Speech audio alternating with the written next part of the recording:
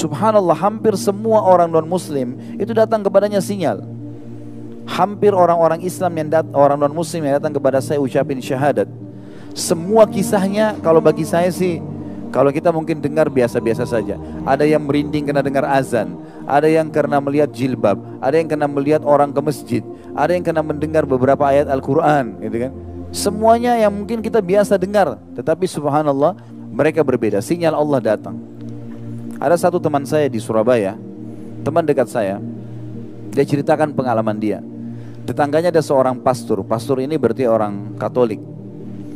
Kemudian dia bilang, "Pastor, saya ini kebetulan teman saya ini bukan dai, tapi dia sering hadir di pengajian dan orangnya humoris, suka lelucon gitu ya. Maka dia datang kepada pastor, dia bilang, "Pastor, bisa saya ngobrol sebentar?" Kata pastornya, "Silahkan." Dia bilang, "Saya terus terang pastor bingung dengan agama saya." Islam maksudnya. Padahal orang ini istiqomahnya luar biasa, suka dengan Islam, tapi dia bilang gitu, ini cara dia ya. Kemudian pastornya dia bilang, "Ini saya yang lebih bingung lagi, ada Al-Quran dan ada terjemahan bahasa Indonesia. Ada satu surah dalam Al-Quran yang membuat saya lebih bingung dengan Islam. Ini surah Al-Ikhlas. Ada kalimat dalam Al-Ikhlas, lam yalid walam yulad. Tidak beranak, tidak diperanakkan. Tuhan itu nggak punya asas, nggak ada orang tuanya, dan tidak ada juga jalurnya ke bawah, nggak ada anak-anaknya. Karena kalau ada orang tua pasti ada kakek nenek, kalau ada anak pasti ada cucu dan cicit dan seterusnya." Kata pasturnya langsung, "Memang agama kamu itu membingungkan." Gitu. Kata teman saya ini, ya, semoga Allah jaga beliau. Sekarang masya Allah masih ada dan berhasil sukses sekali di Surabaya dan sudah selesaikan S3-nya. Dia bilang, "Begini aja pastor, saya kasih Quran terjemahan ini, pastor coba pelajari, kasih saya Injil terjemahan saya pelajari. Seminggu kemudian kita ketemu, siapa tahu ada jawaban." Kata pastor, "Baiklah." Dikasih Injil terjemahan, dia juga ambil Quran terjemahan. Dia bilang, "Saya bawa pulang Injil tersebut, saya sempat letakkan di meja kerja saya, tapi saya terlupa gitu kan. Selama seminggu saya tersibukkan dengan kegiatan-kegiatan. Lalu kemudian saya ketemu lagi seminggu kemudian, ternyata pastor ini serius membaca ayat lam yalid walam yulad, lam yalid walam yulad. Ini terputar-putar dibaca terus. Dia bilang, setelah seminggu saya ketemu, lalu kemudian saya tanya, "Pastor ada waktu?" "Ada." "Bisa saya masuk?" "Silakan." "Bagaimana pendapat pastor? Ada jawaban nggak yang kebingungan saya kemarin?" Pastornya bilang, "Kayaknya agama kamu yang benar deh." Memang kayaknya Tuhan nggak boleh punya asas, nggak boleh punya bawah. Kalau Tuhan itu harus dia esa, gitu kan. Akhirnya sama teman saya diajak, "Kalau gitu syahadat aja pastor." Masuk Islam di tangan dia. Sesuatu yang kadang-kadang tidak masuk di akal kita.